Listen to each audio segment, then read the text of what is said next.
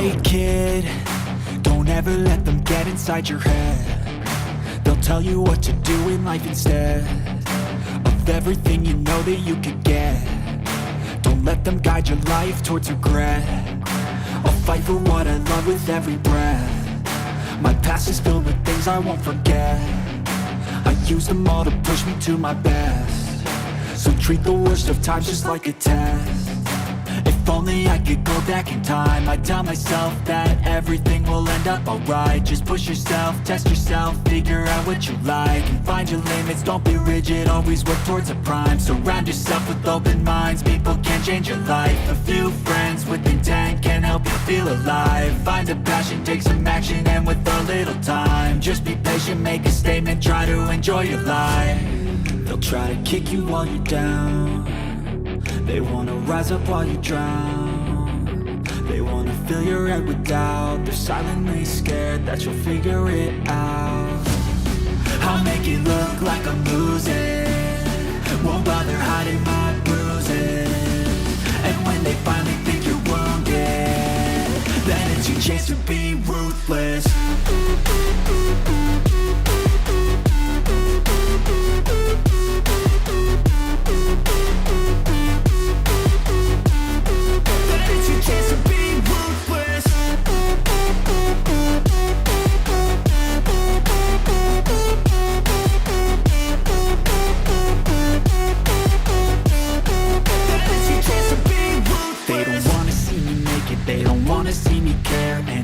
Make some progress, I can see that they compare. I think everyone's against me, maybe something in the air. Am I paranoid? I swear a void is forming and they're scared. I walk a straight path, not many can say that. I like to play fast, cross me and there's payback. You better pray that I don't see your face at any place that I go. I know you hate that. I've been doing fine, I'm not wasting any more time. I live for the fight and the climb. And I think that the pain that's deep inside is what defines. So I won't give up, I'm gonna make it to the top. I don't care what's in my way, I swear I'm never gonna stop. I could fall flat on my face and I swear I will get back up. Cause I don't deserve a thing and the road ahead is tough. They'll try to kick you while you're down. They wanna rise up while you drown. They wanna fill your head with doubt. They're silently scared that you'll figure it out. I'll make it look like I'm losing, won't bother hiding my bruises. And when they finally think you're wounded, then it's your chance to be ruthless.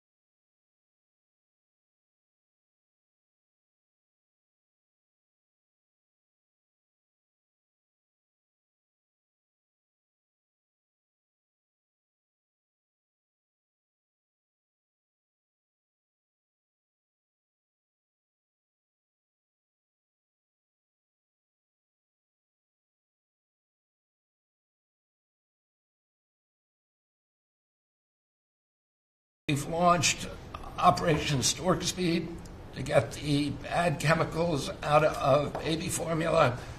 We're working with governors across the country to get good food into the school lunch programs and to get rid of food chemical dyes and other bad chemicals that are in our food. We've shown now that this directly affects academic performance, violence in the schools, and mental health, as well as physical health. We are working with governors across the country to get cell-to-cell or bell-to-bell legislation to restrict the use of cell phones in schools, which again dramatically impacts academic performance. Today we announced a dramatic reduction in animal testing at NIH and FDA. We're going to switch over to AI, which we've now found is much more precise in identifying the impacts of toxics in various products. We're working with Elon, who's done an incredible job to eliminate the redundancies and to streamline operations at all the health agencies and to recalibrate our trajectory to your agenda of making America healthy again. And finally, the CDC has done an amazing job at getting the measles outbreak under control.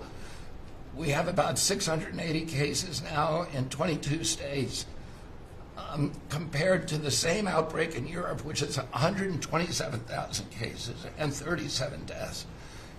Our numbers in this country have now plateaued. And I want to thank CDC for that. And we're trying to refocus the press. We've had 3 measles deaths in this country over 20 years. And we're trying to refocus the press to get them to pay attention to the chronic disease epidemic as you've asked us to. We have now 38% of American youth are pre-diabetic. This was unknown 30 years ago.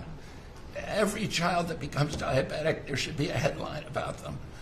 We have 100 million adults who are pre-diabetic or diabetic. And we have, we have now, the autism rates have gone from now most recent numbers we think are going to be about 1 in 31. 1 in 20, so they're going up again from 1 in 10,000 when I was a kid. And we are going, at your direction, we are going to know by September. We've launched a massive testing and research effort that's going to involve hundreds of scientists from around the world. By September, we will know what has caused the autism epidemic, and we'll be able to eliminate those exposures. So big. Think of that. So it was 1 in 10,000 children had autism, and now it's 1 in 31. Not 31,000, 31.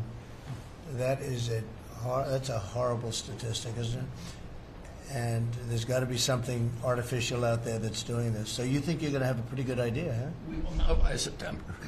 There will be no bigger news conference than that. So that's it. If you can come up with that answer where you stop taking something, you stop eating something, or maybe it's a shot, but something's causing it. It can't be from 10,000 to. Can you imagine that, Marco? That's a big number. Thank you very much. You're doing great. Thank you, Bobby. Please. Well, Mr. President, one of your primary administration goals is to make sure that we unleash American energy, and of course the strategy behind that is when we do that, it helps make it more affordable for all Americans. Energy isn't just industry, it is the foundation of every other industry, whether it's food, manufacturing, clothing, transportation. And then also when we've got the ability to generate and not just be energy independent but energy dominant, then we have the opportunity to sell energy to our friends and allies versus them buy it from our adversaries. And our adversaries were funding terrorism and conflicts against our allies by their oil and gas sales that were going through a Swiss cheese set of sanctions. So with your creation of the National Energy Dominance Council, over half the people at this table serve on that. Everyone has been engaged, whether it's interactions with negotiations with other countries, with putting sanctions in place that actually work, with cutting deregulation, working on biofuels, building infrastructure for transportation. There's a whole range of things that are being tackled. But when the outcome of all that is that the Biden administration was restricting supply, you're increasing supply. When you increase supply, then prices start to come down. And we have a huge opportunity to do this. Just in interior alone, there's 500 million acres of surface, 700 million acres of subsurface, and 2.5 billion acres of offshore. And the Biden administration was trying to restrict this so that you couldn't get a timber lease, you couldn't cut a tree, you couldn't graze a cow, you couldn't develop oil and gas minerals, and you couldn't develop the critical minerals we need for our technology, for our defense industries, and to be able to help us win the AI arms race against China. So we're opening up this, and with your executive orders and your work, we've on Tuesday, historic day, you ended the war on beautiful clean coal, which has been going on since Obama took office. China gets 60% of their electricity from coal. They're opening up they've opened up 94 gigawatts of coal in the last year as part of this AI arms race. 94 gigawatts, that's enough for 94 Denvers to be able to, 1 gigawatt per metro area like that. It's unheard of. So we have an opportunity under your leadership to come back. The Gulf of America had its first offshore lease sale, which is scheduled for later this year, but that was, the industry loved that because the Gulf of America is now open for business again. And there's as much as 7 billion barrels of oil accessible now. They've increased the upside of what they think that is. On the coal front, the estimate is the financial value of the coal in America is $8 trillion. That was an asset on the balance sheet that we've now being put back on again. And of course in Alaska, with your separate executive orders to unleash Alaska energy between ANWR, the North Slope, the Strategic Petroleum Reserve Alaska, all of those, we've reversed Biden decision. Those are all open for business again. And all of this is leading to the investment coming to America. The smart money is coming to the U.S. That's why we've got trillions of dollars of investment that are showing up at the door, because they know if they're going to do manufacturing here, there's going to be energy to power their plants. And so, again, thank you for your leadership and thank you for everything you're doing. Very good. Thank you. Marco? Well, Mr. President, one of the most important things I believe you'll achieve in your presidency is reordering the world in a proper way. For 31 years, more than 31 years now, multiple administrations have allowed the Chinese to deindustrialize this country, to take away jobs and factories and the pillars of our national strength. And what you're doing now, I think, is a great service to our country, but ultimately to the world. And I want to congratulate you and your team that's working on that, because it has extraordinary geopolitical implications, as you see from all these other countries that are now coming here and wanting to join something that actually makes it's crazy to allow these. I mean, basically, we lived in a world where Chinese companies can do whatever they want in America, but our companies cannot do anything over there unless they allow it, and even then they steal our stuff and reverse engineer it. So just reordering all of that has dramatic implications on peace and security of the world. So we thank you. An important meeting, thanks to you, is going to happen on Saturday for the first time in a long time. There'll be direct talks between Ambassador Witkoff and a top-level leader in Iran. We hope that'll lead to peace. You've been very clear what Iran is never going to have is a nuclear weapon, and I think that's what led to this meeting, and we'll wait for him to come back from it, and we're hopeful about that. I would also say that we are receiving, and I think the Department of Homeland Security can confirm this, historic cooperation from countries all over the world. Number one, in taking back their citizens. Every country in the world has to take back people that are illegally in another country, and we have countries that refuse to do it or will kind of ignore our calls. All of them are doing it. The ones that are not are paying a price. And we've also found cooperation in other countries that are willing to take some of these people, some very dangerous criminals. I know the President of El Salvador will be here next week, has really been a good friend of the United States in that regard. These are some of the worst people you'll ever encounter, and Pam knows this, and Christy knows this from the work they're doing. And one last point I want to make, Mr. President, and again, it's under your leadership, it's actually under your executive order. If you come to this country as a student, we expect you to go to class and study and get a degree. If you come here to vandalize a library, take over a campus, and do all kinds of crazy things, we're going to get rid of these people. and we're going to continue to do it. So when we identify lunatics like these, we take away their student visa. No one's entitled to a student visa.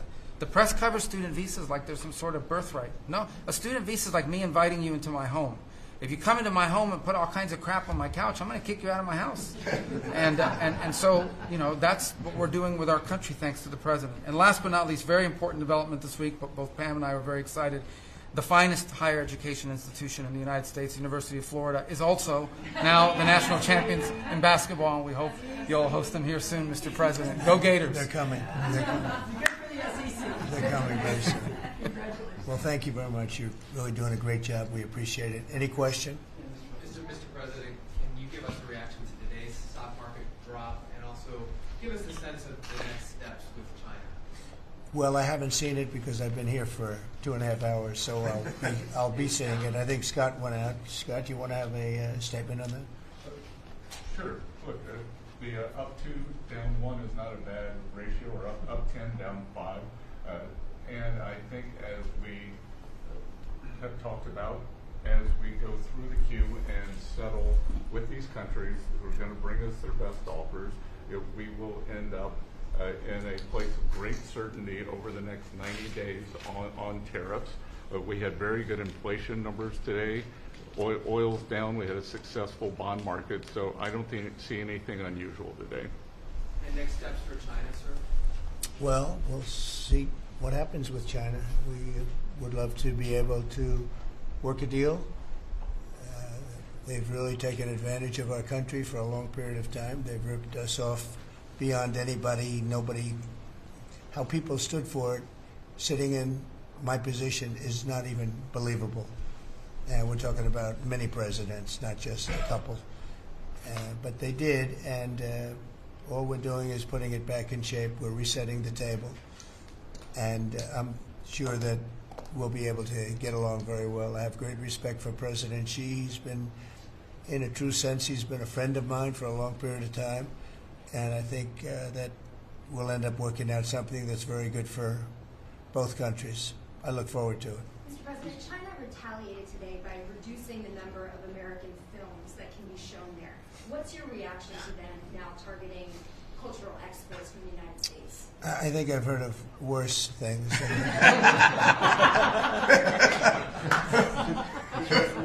Yes, please.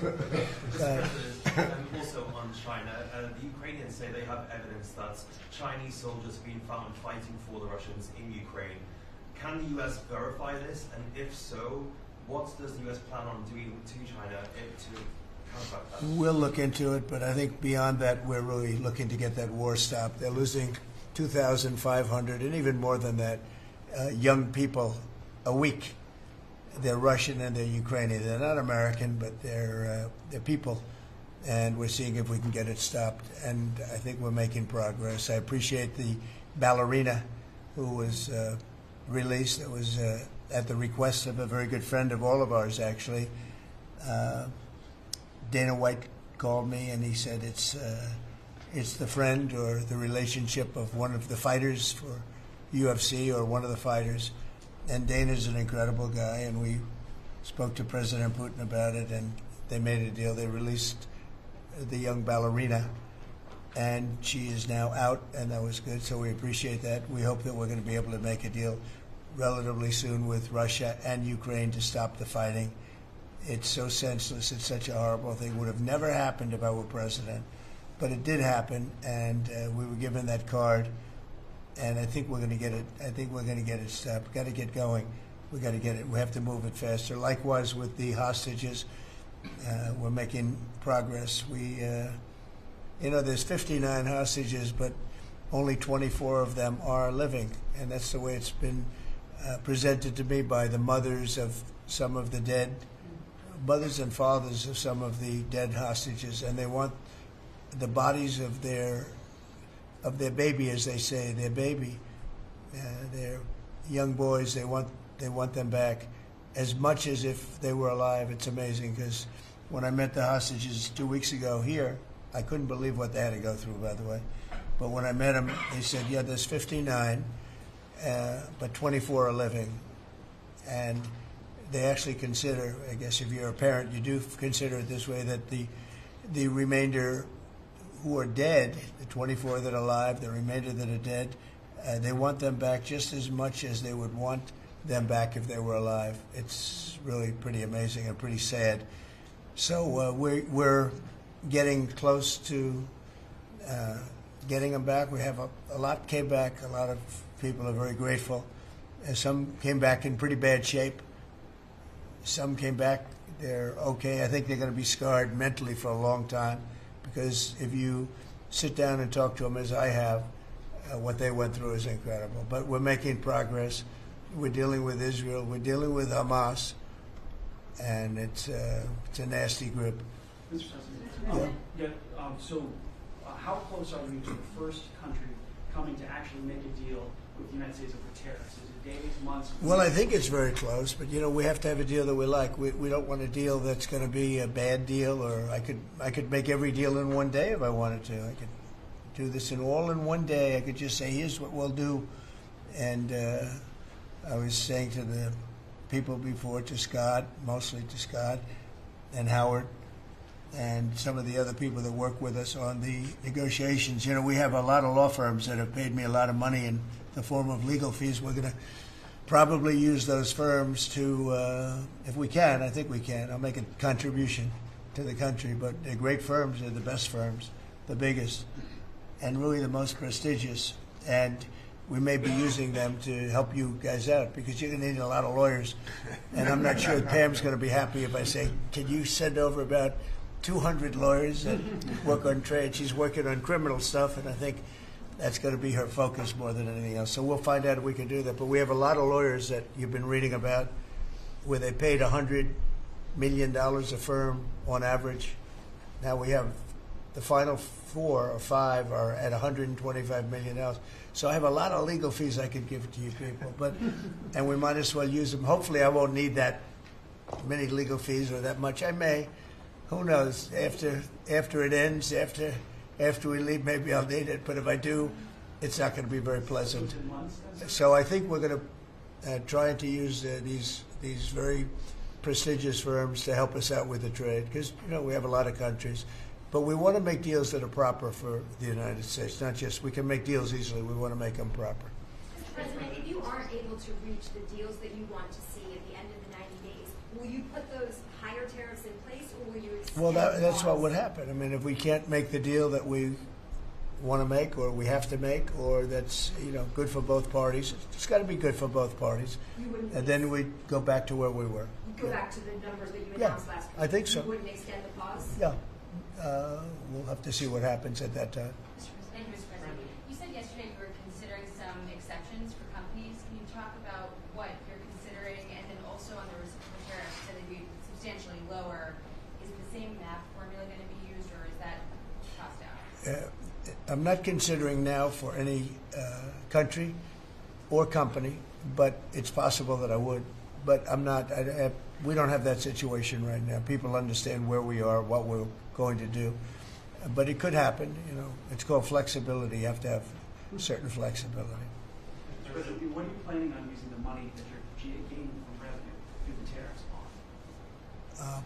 Paying down national debt, reducing taxes, creating good budgets, helping Christie with the border and all of the other things.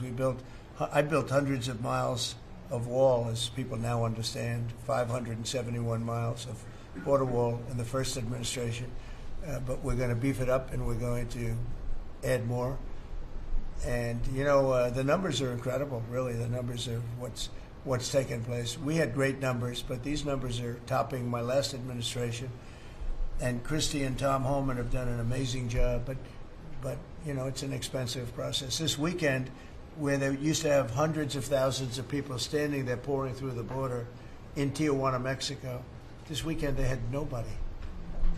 You had a man sweeping this massive piece of concrete, which is, the area where they said massive. And I've looked at that during the Biden administration. You couldn't see a piece of that concrete. There were so many people on it.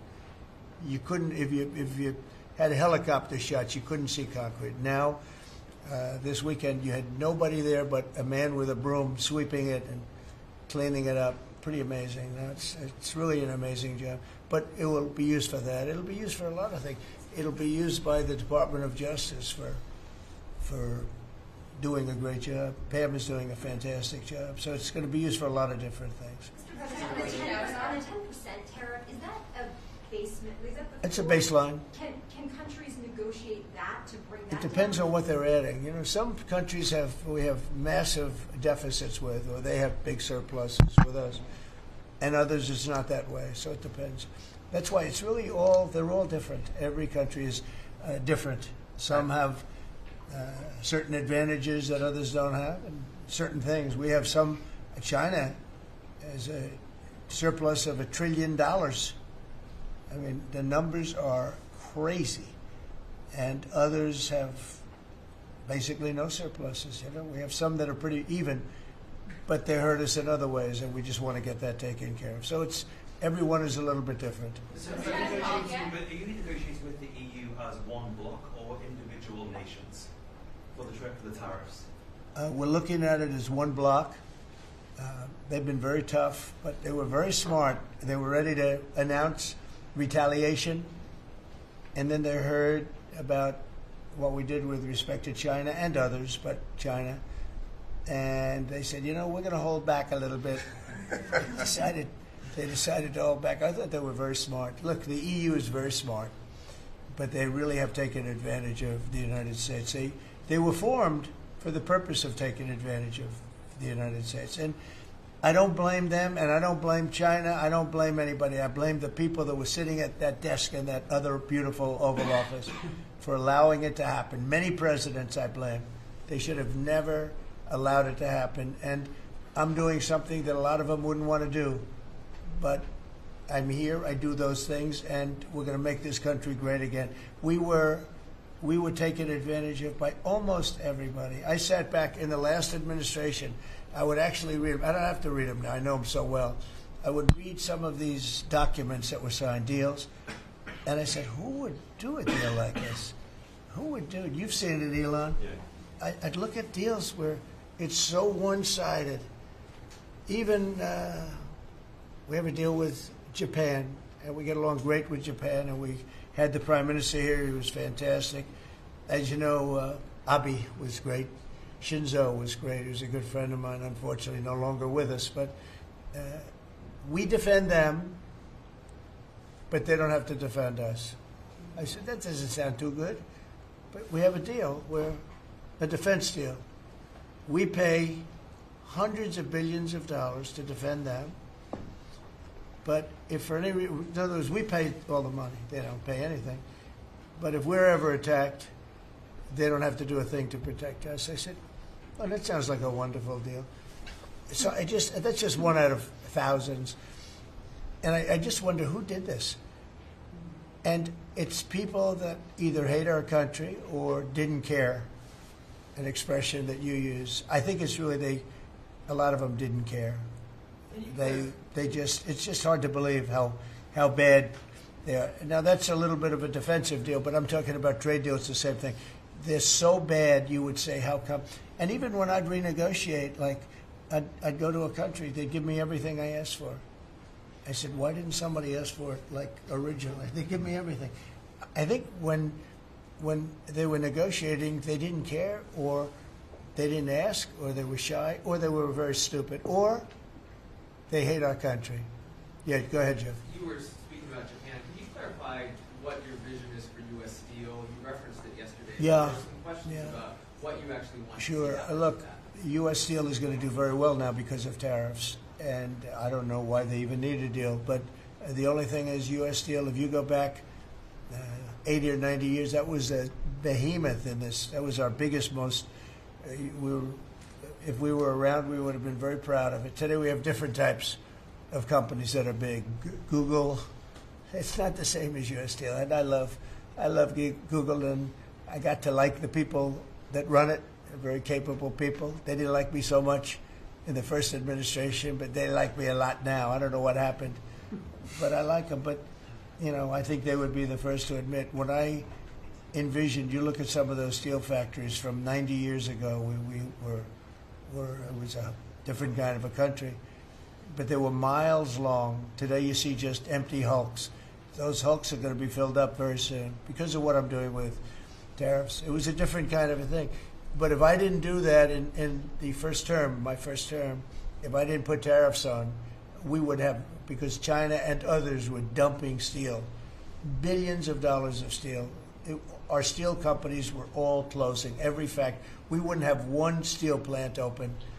And now we have a steel industry that's doing very well, but soon it's going to be thriving, really thriving. And those factories are going to be filled up, but more importantly, they're going to build brand new ones. Nucor and so many other companies call me, Nucor being a big steel company. They're building massive new steel plants, and it's great. And likewise, car companies. We have many, many car companies. 3 of them, I'm not looking to hurt Mexico, and I like Mexico. And by the way, I think the new president is a terrific person, a fantastic woman. We've had many conversations. She's a very elegant, just a fantastic person. And she's been very nice, very, very nice. But I'm not looking to hurt them, but we have 3 car plants that were under construction in Mexico. They stopped constructing, and now they're going to build in the United States because of tariffs. See, we should have never let this happen, because whoever it was that was president at the time, we lost 90,000 plants and factories since NAFTA. 90,000. It's not believable. How about that, Laura? You know, you're in that sort of world of factories and plants. Manufacturing, construction jobs, bringing those workers back home. That's right. We're going to bring them all back. But think of it, from that period of time, which isn't so long ago, we lost. I said the other day, if you had a map on a big wall like this, and if you had pins, 90,000, I don't know if you'd have enough. I don't think you'd have enough room on the map to put the pins. 90,000 factories that we've lost since NAFTA. And it's not even, and about 6 million jobs, but really, I think probably a lot more than that, but they say 6 million jobs. We're going to bring many of that back. I think we're going to bring more than all of it back. We're going to be better and stronger than ever before. But if a president, when they were leaving, said, look, you can leave, but if you're going to build a factory someplace else, and you think you're going to come and sell your steel or your car or any product that you make, your pharmaceuticals, which we're going to do, we're going to get them all back. But if you think you're going to just, all they had to do is say this, and they wouldn't have left. You know, I said it the other day. I said it with respect to, I made a speech a year ago, and I told them if I win, we're going to charge a big, big tariff at the border. And people were thinking about building in Mexico a car plant. And I said, we're going to have a big tariff. So if you want to build a car, you're going to have to pay 25% more than the cost of that car. You're going to have to pay 25% tariff at the border. They would have never left. They could have kept everybody. If a president said, if you leave this country, you leave Michigan, you leave Detroit, you leave anybody, any of our states, because to me they're all the same. I love them all. I love them all, and I probably won them all, but they say I won most of them, but I think I won them all, but that's okay. But all you had to say if you were the president is, if you leave and you think you're going to now fire all those workers, leave all that, everything behind, and you're going to build in another country and sell it and no, you're not going to. You're going to pay 50% or 100% tariff. They would have never left. And all you had to say, Marco, all you had to say very simply is, you don't have to write it down. All you have to do is say it verbally. If you leave, you're going to pay 100% tariff. Therefore, don't leave. They would have never left. But they left 90,000 plants. I mean, it's hard to believe that many. It's not you can't envision it. So just getting back to your, because I'm the great weaver of all time. To weave, you have to be a genius. To go on tangents, anybody can do that. But we'll get back to your original U.S. Steel. U.S. Steel is a big name in this country. Babe Ruth is a big name. We have a lot of big names, but not too many. U.S. Steel is one of the great names in the history of our country. And normally I wouldn't mind so much. I wouldn't be thrilled with it. But to buy for a foreign country, and we love Japan, but for a foreign country to buy that cherished U.S. Steel brand, That's hard for me to do. And maybe somebody else may want it. The company Nippon that's involved with it is a big, powerful company who do a good job. But why can't they just build a plant themselves? I mean, why do they have to, take U.S. Steel? So as you know, I rejected the deal. Now they've come back in a different form. They're coming back as an investor. And, I feel better about that, I guess. But, I know them very well. I know they're thinking it's the investor. They'll invest, and somebody else maybe is sitting in this chair, and they will no longer have an investment. They'll have the whole thing. That's the way it works. They're very smart. They're very, very smart people. We're dealing with very smart people throughout the world. Great geniuses, actually. Look what they've done to our country. And, again, I don't blame China. I don't blame anybody. If I could have done it, if I were in that position, I'd have great respect. I have great respect for the people. They ripped off the United States, and all we had to do, have a president that knew what the hell was going on, and none of those countries would have left. Those companies, none of them would have left. So that's a little lesson in basic business. And it's really basic business. It's not complicated business. It's very basic business. And we'd have every one of those car plants going just the way they were 30 years ago. None of them would have left, but now they're coming back. Mr. President, the Labor Department has confirmed that $400 million went to fake people for unemployment benefits. Yeah, What's sort of your initial reaction? I think it's terrible. I just heard it from Lori, and I appreciate it, and you heard it from Elon's people, right? That's right. Elon's done a fantastic job. Look, he's sitting here, and I don't care. I don't need Elon for anything other than I happen to like him. But I'm telling you, this guy did a fantastic job. I don't need his car. I actually bought one and they said, "Oh, did you get a bargain?" No. I said, "Give me the top price." I paid a lot of money for that car. But honestly, he makes a great car. You know what I do with it? I let the people in the office drive around in it. Margot and Natalie, they're all, Chamberlain, they're all driving around the most beautiful car. It's gorgeous. But I did that as a sign of, just a show of support. Numerous people have done that. Just a show of support. Because, he's done a fantastic job, but he hasn't been treated properly. Hasn't been treated properly. Yeah. Mr. President, can you talk to us about your communications with China? Has President Xi reached out at all since the tariff? Well, I don't want to say who's reached out. I just say that I think it's going to work out, hopefully well. Including TikTok? They're very big. It's hard to get over, if you're me, what they've done to our country. They've destroyed our economic base to a large extent. The good news is we're very vibrant, and we're going to get it back fast. We already have. Look, we're making $2 billion a day now, and during Biden, we were losing $3 billion a day. Biden was a disaster. He was the worst president in the history of our country. And, to me, worse than that, because the money you can make if you have the right guy in this position, worse than that was what they did on the border.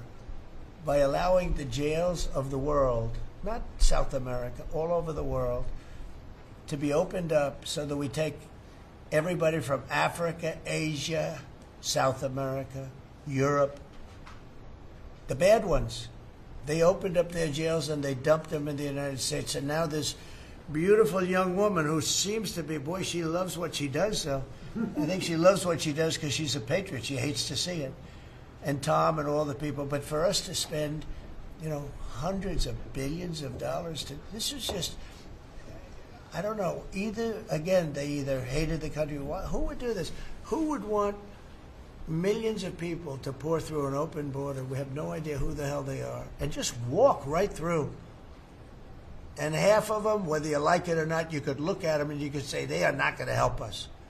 These are some rough people. But they'd empty out their jails, and they'd empty out their mental institutions, insane asylums, and they let them into the United States of America. And inflation we can fix, and all of the other things we can fix. We'll get it going. But this is something, it's such a horrible thing, and it's really hard. We have to do deportations. Now we're doing self-deportation. We're coming up with all sorts of ideas. And they must have known it's not going to work out well. And, we want people to come into our country, by the way. We need them badly for the jobs.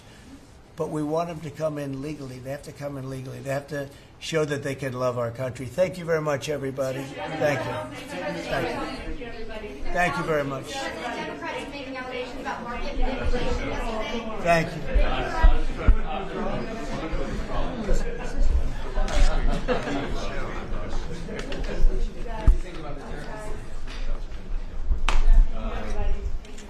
Thank you. Thank you very much. Yes. Yeah. Nobody's ever done this, we let the press, have the cameras go. We just had 3 hour. Or we let it, no. They have cameras.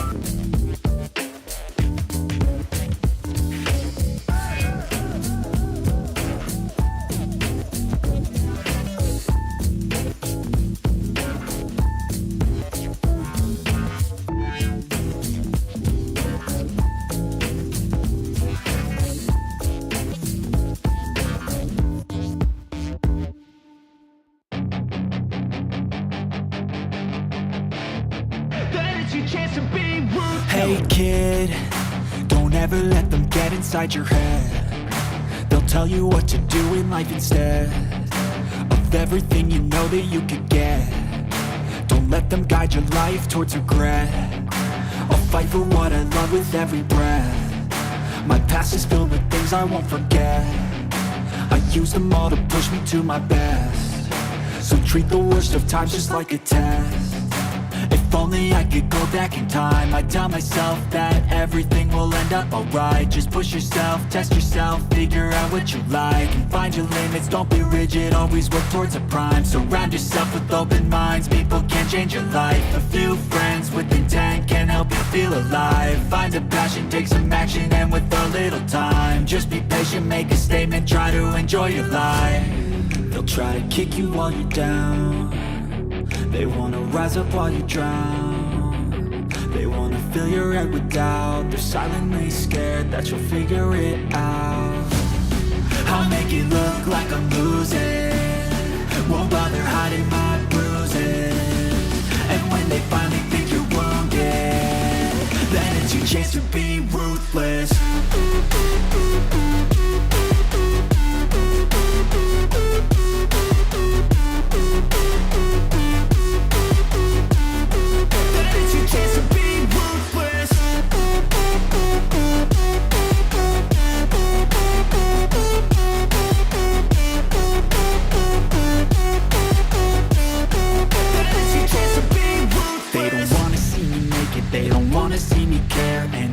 Make some progress, I can see that they compare. I think everyone's against me, maybe something in the air. Am I paranoid? I swear a void is forming and they're scared. I walk a straight path, not many can say that. I like to play fast, cross me and there's payback. You better pray that I don't see your face at any place that I go. I know you hate that. I've been doing fine, I'm not wasting any more time. I live for the fight and the climb. And I think that the pain that's deep inside is what defines. So I won't give up, I'm gonna make it to the top. I don't care what's in my way, I swear I'm never gonna stop. I could fall flat on my face and I swear I will get back up. Cause I don't deserve a thing and the road ahead is tough. They'll try to kick you while you're down. They wanna rise up while you drown. They wanna fill your head with doubt. They're silently scared that you'll figure it out. I'll make it look like I'm losing, won't bother hiding my bruises. And when they finally think you're wounded, then it's your chance to be ruthless.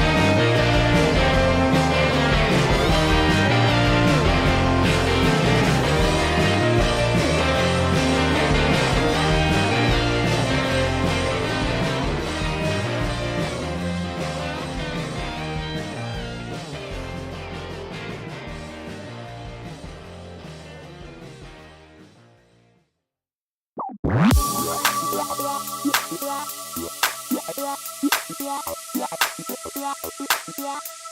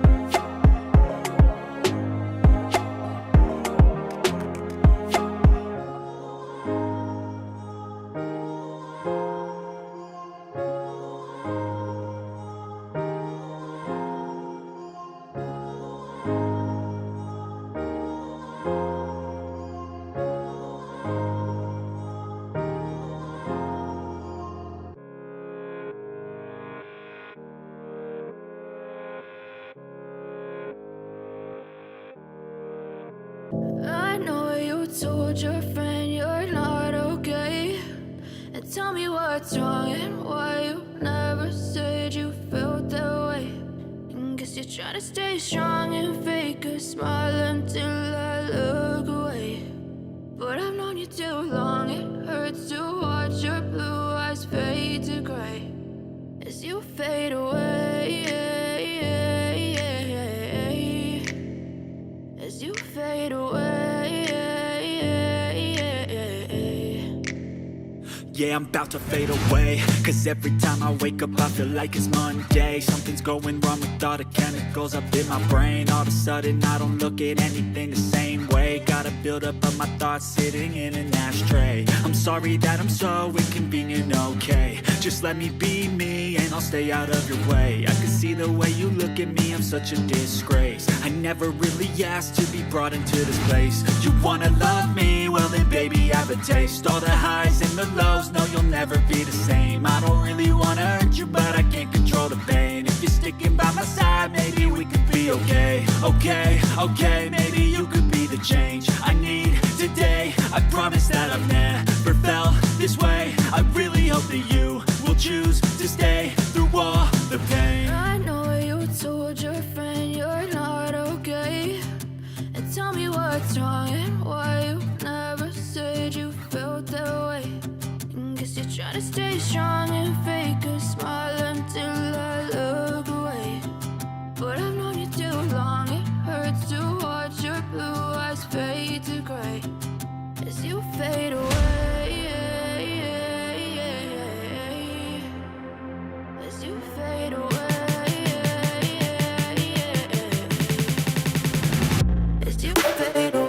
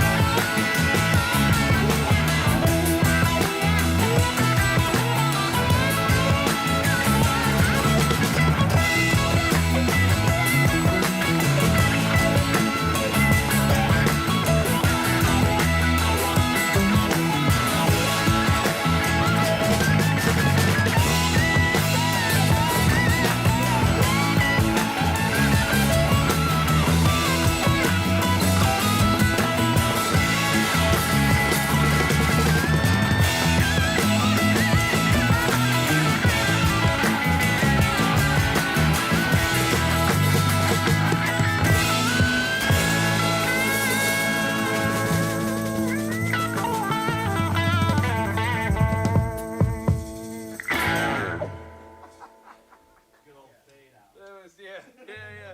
Sorry, I was like, what is he trying to do? I know you told your friend you're not okay. And tell me what's wrong and why you never said you felt that way. And guess you're trying to stay strong and fake a smile until I look away. But I've known you too long, it hurts to watch your blue eyes fade to gray as you fade away. As you fade away. Yeah, I'm about to fade away, cause every time I wake up I feel like it's Monday. Something's going wrong with all the chemicals up in my brain. All of a sudden I don't look at anything the same way. Gotta build up of my thoughts sitting in an ashtray. I'm sorry that I'm so inconvenient, okay. Just let me be me and I'll stay out of your way. I can see the way you look at me, I'm such a disgrace. I never really asked to be brought into this place. You wanna love me? Well then baby I have a taste. All the highs and the lows, no you'll never be the same. I don't really wanna hurt you but I can't control the pain. If you're sticking by my side maybe we could be okay. Okay, maybe you could be the change I need today. I promise that I've never felt this way. I really hope that you will choose to stay through all the pain. I know you told your friend you're not okay. And tell me what's wrong and why you never said you felt that way. And guess you're trying to stay strong and fake a smile until I look away. But I've known you too long, it hurts to watch your blue eyes fade to gray as you fade away. As you fade away. As you fade away.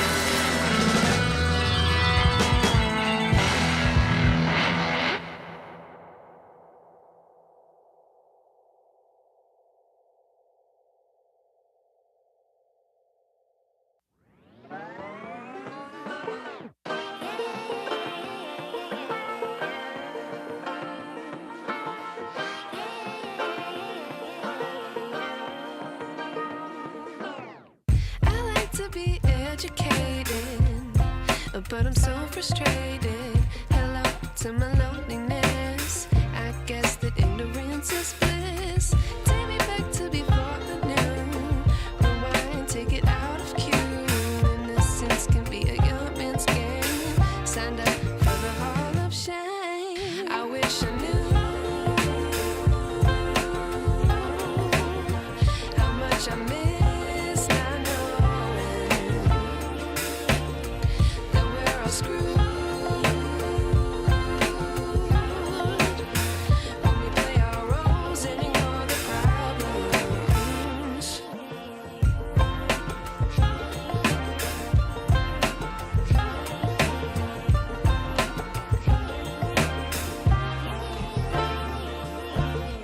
I like to be away in my patience. Stay up, I feel so outdated. How can we look the other way? Sun is out, but the sky is gray. What would happen if I took a chance? It's always hard at first glance. I don't wanna, but I know I gotta do it. The truth is hard to swallow, I think I'll chew it.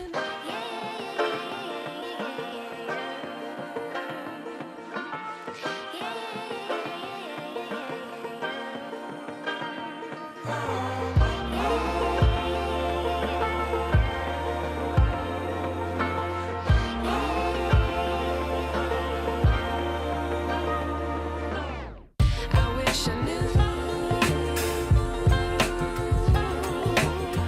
how much I miss not knowing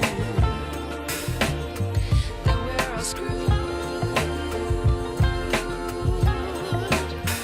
When we play our roles and ignore the problems. I wish I knew how much I miss not knowing that we're all screwed. When we play our roles and ignore the problems. I wish I knew.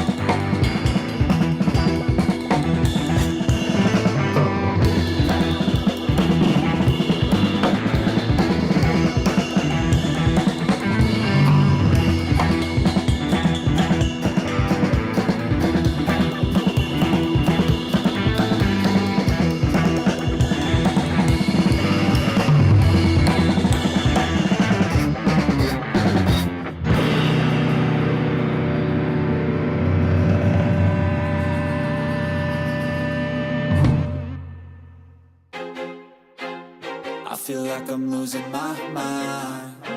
Is everybody in the world blind? Please, Lord, give me a sign, a sign. I feel like I'm losing my mind. Is everybody in the world blind? Please, Lord, give me a sign, a sign. I wanna be the greatest. Everybody on the fake shit. I look around and feel like everybody is the fakest. I make this every day and I'm impatient, hoping one day I blow up from the basement. Statement, the top is so vacant. I don't hear shit that I think is amazing. Waiting for my day when I'm playing sold out shows for 1,000 faces. Hey, give me that crown, get in my way and to be put down. It ain't your place, all this my town. If I want that shit, then I'll get it right now. I'm losing it, the noose it fits. I'm losing shit, a stupid myth. You choose to live or choose to dip. You choose to fight or lose your grip and lose a gift. I feel like I'm losing my mind. Is everybody in the world blind? Please, Lord, give me a sign, a sign. I feel like I'm losing my mind. Is everybody in the world blind? Please, Lord, give me a sign, a sign. Yeah. There's no mercy in this world, just hunger-thirsty persons in different versions. Each new update, that shit worsens. Why? Pull back the curtain and you'll see the different vermin. We all have different burdens that all seem to cause disturbance. Yo, do me a favor, don't treat me like a neighbor. Don't need the different flavors of your problems just to savor. I've got my own issues, I need a comb to get through. Don't need to groan with you, just go get your own tissue. I feel like I'm losing my mind. Is everybody in the world blind? Please, Lord, give me a sign, a sign. I feel like I'm losing my mind. Is everybody in the world blind? Please, Lord, give me a sign, a sign. That's it, the end of the song. Next time you'll sing along. Trust me, there's nothing wrong. I just need to carry on, cause society's a myth put there to make you sit. Listen to what they give. Don't ask questions, shut your lid. Yeah, don't ask questions.